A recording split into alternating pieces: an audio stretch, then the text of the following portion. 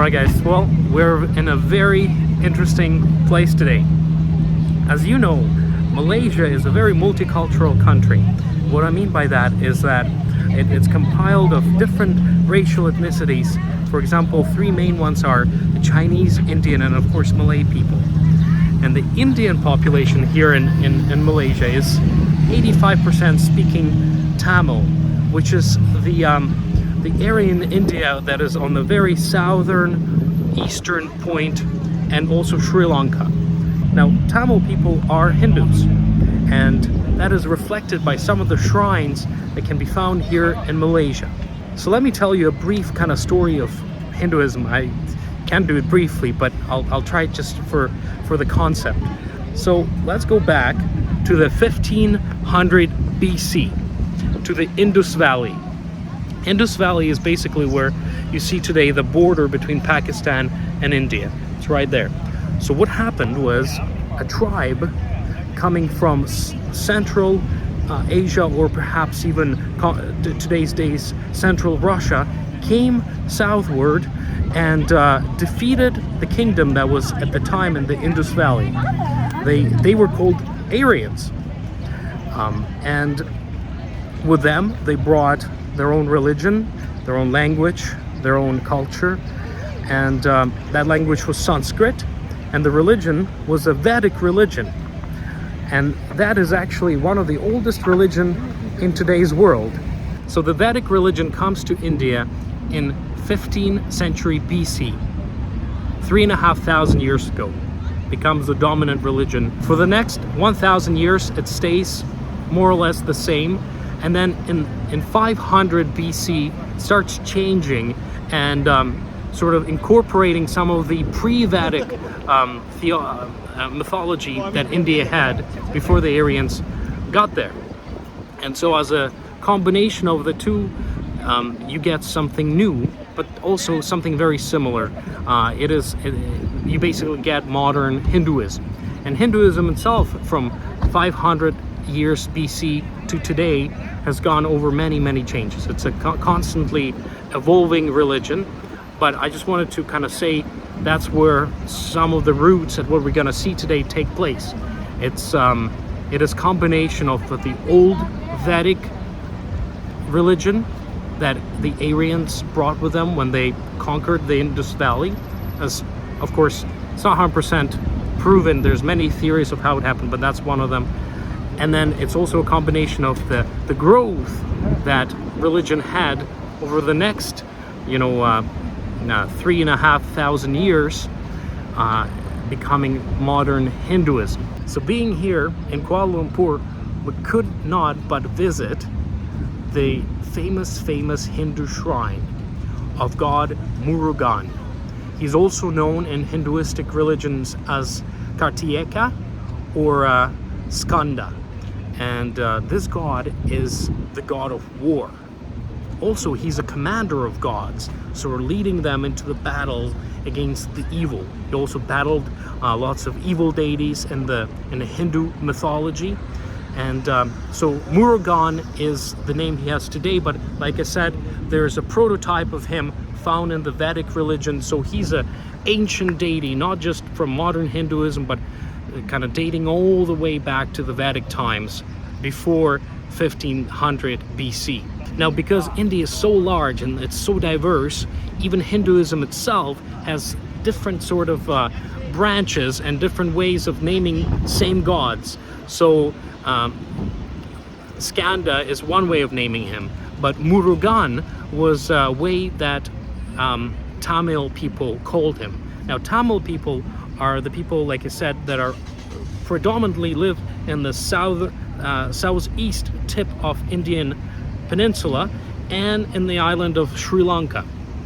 So that's where Murugan cult was most known.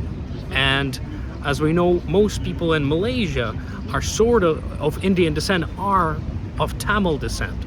And that's why here we have this god as Murugan, not as the other names he might have in India. So without further ado, let me introduce you to Batu Caves. Well, here we guys are Look at this.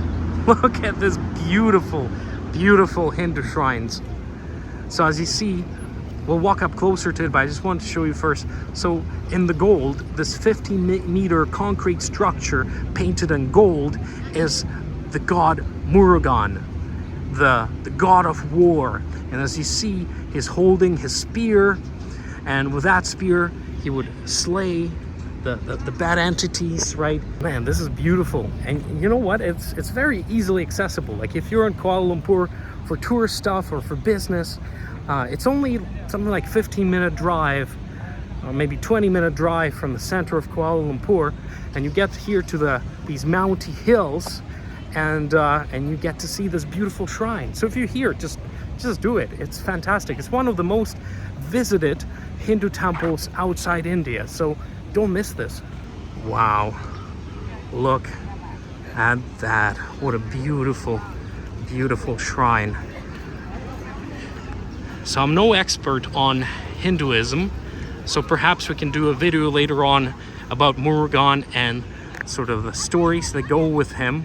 What I can say is that, you know, he is a god of war and also a commander of gods, so very important deity in the Hinduism for thousands of years. And what he kind of recognized by is, of course, the spear that he wields. This is sort of his divine weapon against the evil things in life. And another thing that sort of symbolizes is, you see the length of the shaft of his spear. Well, that is said to represent the length of the literature you need to read to get wisdom. As you can see, it's a long, long spear, so you have to read and learn a lot to become wise. But also, the spear on the top sort of represents that even though you read that much stuff, you still have to analyze it. You still have to sort of have a point, a vector driving you through it in the right direction to understand it properly, to get the real wisdom out of the literature and knowledge that you got. So that's what the spear tip represents, some people say, in the symbolic form. Wow. Would you look at that? Now, this is quite interesting, because I think maybe it's now covered up by the stairs, of which there are something like 230 stairs. Forgot the exact number, but the cave itself, the Batu Cave, is said to resemble the shape of the tip of that arrow you see right there. And that what sort of inspired the Hindus here in Malaysia to dedicate this cave to Murugan, because it resembles the tip of his spear. Now, the caves themselves are rather ancient, of course. They've been here for hundreds of thousands of years. People have inhabited them, the local people, but as a shrine, this is rather new. So only in end of 19th century, I believe an American sort of traveler found these caves. He was fascinated by them, so they sort of grew in popularity. Then one of Hindu Tamil leaders that is native to Malaysia decided to dedicate this cave to Murugan, because they resembled Murugan's head of a spear. And so only in really the end of 19th century is when this place took off as a Hindu shrine. And it's been growing in popularity ever since. There's tons of tourists here, as you can see. And we're here on the very, very quiet day, but still, you see people everywhere. Man, this thing is fantastic. It is so huge, like it's 50 meters high, made out of concrete and then painted in gold. Not with gold, but in gold colors. Look at that. What a beautiful, beautiful deity. That is fantastic. Huh. What an experience. Okay, why don't we take, it appears to be like everything in Malaysia, you have to walk on the left side up and then on the right side down.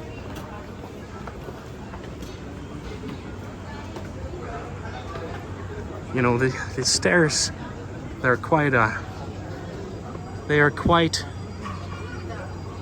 hike. But the advice we've been given by people that live here in Malaysia is that you shouldn't rush this, right?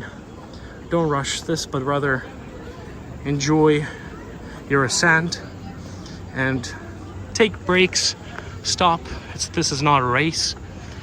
And you know, enjoy the nature around you, the beautiful scenery, right? Look at the deity. So that's exactly what we gotta do. Gotta take it slowly and enjoy ourselves. Wow, guys, look at this. This is a surprise to me, but I shouldn't be surprised. We're basically in jungle. Look at the monkeys, the macaques running around. It appears they got some food from somebody, so they're trying to open up the, what is it, a hot dog or something bun. This is so cool. Oh my god, look at that. Oh, they're everywhere. Oh man, look at this. Wild macaques. People share some food with them. Look at that. Hey monkey.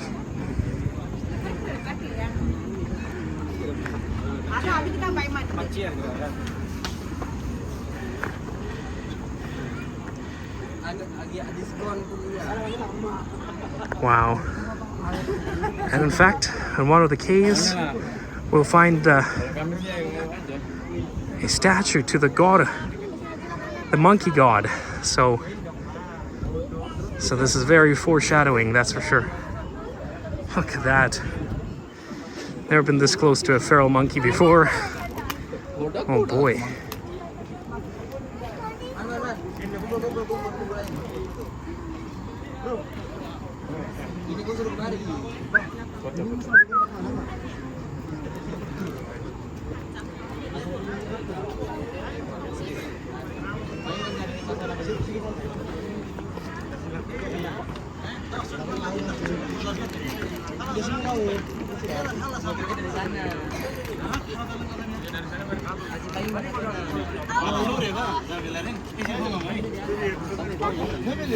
Look at this monkey. Oh man, this is so cool.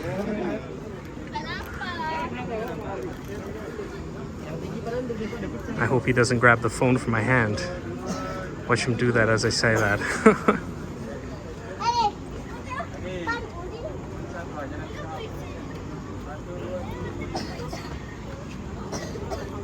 Okay, monkey, well, we gotta go up, but nice meeting you. Oh.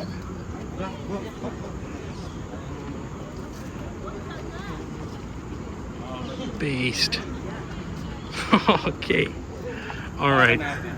Well, up the top we go. We're actually almost there. Just a little bit up and we'll be in the caves. Oh man, more monkeys. This one found a, oh, look at that. A baby monkey. Oh. Wow. Look at that. Look at that beautiful baby monkey. Wow. Oh, look at that mama monkey's trying to protect him. Look at that baby monkey sucking on mom's bosom. All safe and protected there. What a sight. Oh my gosh. Oh. Wow. Amazing. All right, let's keep going. Look at that, we're almost there at the cave. Okay guys, we are at the top of the stairway into the Batu Caves. Here we are. Oh, here we go. Wow. Holy moly, look at that. How cool is this? Whoa. Here we go. We made it to the very top. Look at the view from up here. As you can see, it's a pretty steep uphill. Look at that. But honestly, not so bad. Maybe it took only 5-7 minutes to get up. Okay, shall we go in? I think so. Okay guys, so look at this. As we walk into, we can see the souvenir shop here. We'll stop by here, absolutely, but look at this. Wow.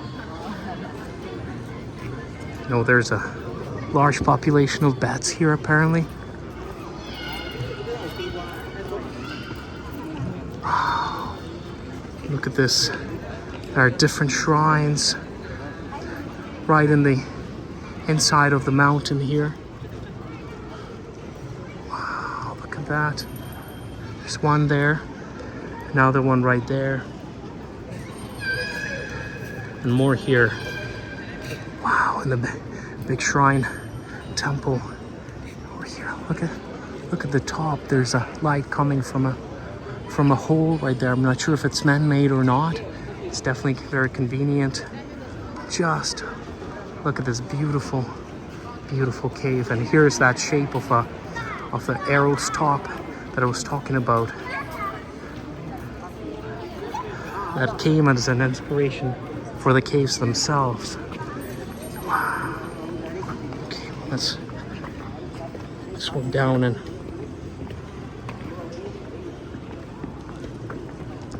explore more. You know, there's definitely a very unique smell here, that's for sure.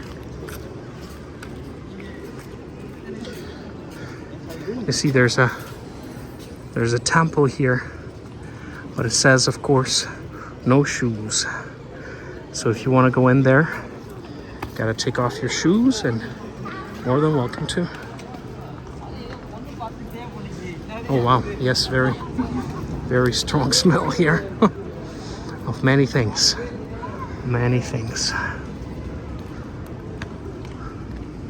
Okay, wow. Wow, look at this. Wow. Let's see if I can get a little look in the shrine there, if the doors are open. They're closed, unfortunately.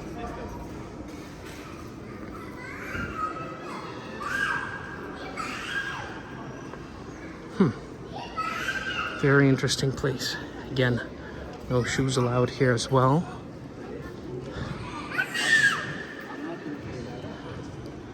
Wow, look at that. Look at the view from this side. Wow. Quite unique.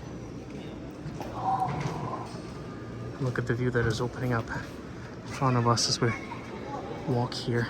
So this is one of the holiest Hindu places outside of India, so it's a great privilege to be here, you know. Well, look at this. There's some kind of religious ritual happening there.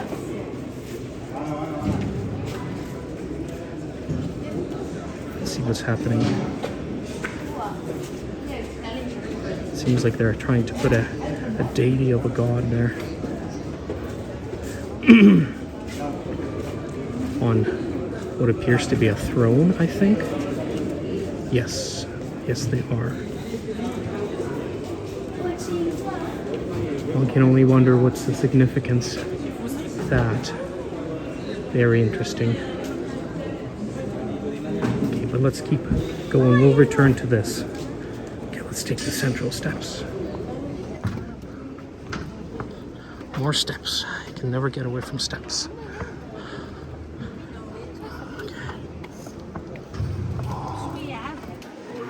Okay guys, well, we're in the very center right here, Batu Caves. As you can see, there's an opening there. Oh man. It's a very interesting place. Lots of smells, lots of animals, monkeys everywhere. Look at that. You can see them running up and down the hill. Look at that. That's a big herd of monkeys.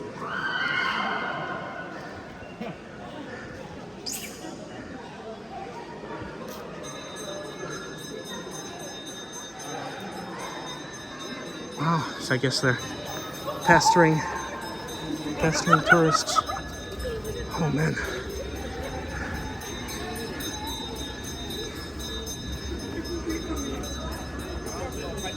More shrines.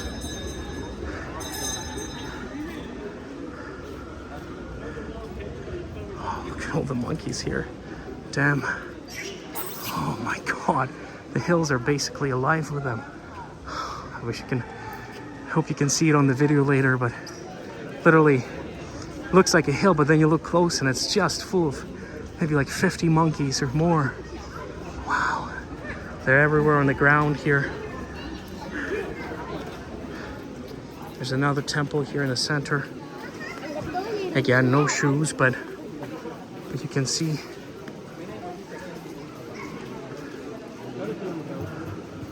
You can see the priests.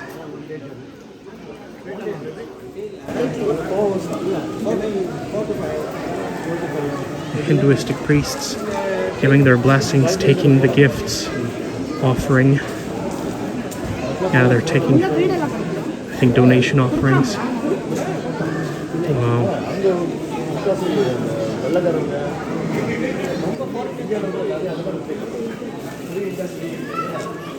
We are giving people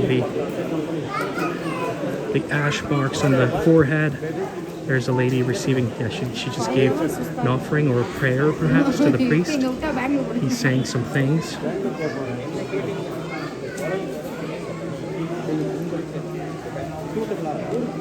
Perform some chants. I didn't see her get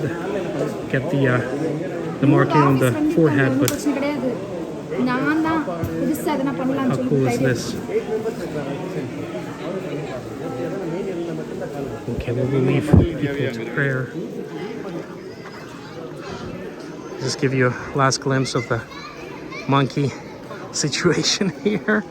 Oh man, that's so cool. Now look at the cave from up here. Oh, wow.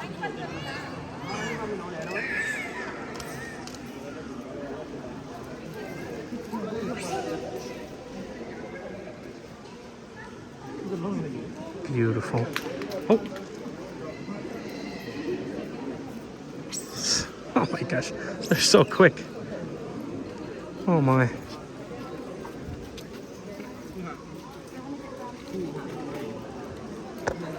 Oh, here's a lady with some nuts. Let's see what happens here.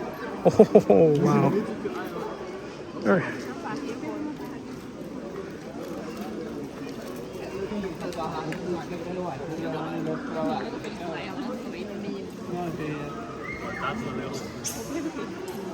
Man, this is so surreal. What a place. Oh! There's a little baby one. Well, guys, this sure has been an amazing visit. Very happy we had a chance to see this very holy Hindu shrine in the middle of the mountain inside these Batu Caves, which are also named Bantu because there's a river Bantu nearby. So that's sort of why the name. Okay guys, well we have quite a few more things to do today. It's our last day in Kuala Lumpur. So we will start our descent. I wanted to show you sort of the look as we walk down. It's quite fantastic. Very real, you know. Alright guys, well this concludes our trip to Batu Caves. Man, I'm sweating quite heavily, you know. Doing a hike like this and plus 33 is quite an ambitious thing, but I'm glad we did it. We have seen the Hindu god Murugan and all his beauty here, shining in gold, 50 meters tall, protecting his shrine high up in the mountains, hidden within the caves of Batu. Learned some things, felt some things, which is most important, right? When you're in there and you have the smell of incense and monkeys running around, priests chanting, bells ringing, you know, the complexity of it all really represents the complexity of Hinduism itself. But yes, I'm really happy we were able to do this. If you're here, make sure to take a stop here and experience this for yourself. And if you were here and enjoyed the experience, leave your comments below. Love to hear what you thought, what you discovered here, perhaps something that I missed. So please leave your comment below, and see you soon. All right, guys. Well, we're getting back to our hotel for a quick pit stop, and we're gonna see some other cool places here in Kuala Lumpur. But I guess the only bane in having a room in this skyscraper hotel is that the lines for the elevators are nothing to write home about.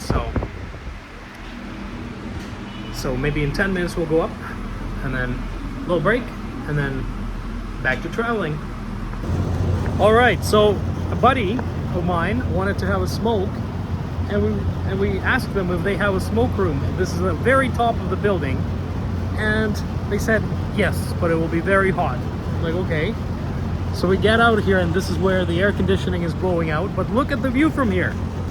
Look at that. We're on the 66th floor of the Arte buildings, the highest point in all of complex of these 3 buildings that make up. There's rooms here where people just live in apartments, and then there's a few hotels. But look at the beautiful view from here. You can see the hills surrounding Kuala Lumpur. You can see the Royal Palace from here, and you're outside. It's really neat. You know, if I knew about this, I would come here more often. It's a beautiful look. Look how, just to show you how high it is, I'm gonna do something risky here, but it's pretty damn high. Yeah, I just wanted to give you a little view of this. As you see, it's a little foggy right now. There was a little bit of rain earlier, but you know, as I was filming this, I just realized that this is probably the highest point that I've ever been in my life that was outside. So it's not like you're inside like a CN Tower or something like that. No, you're just standing outside on the 66th floor. It's kind of neat.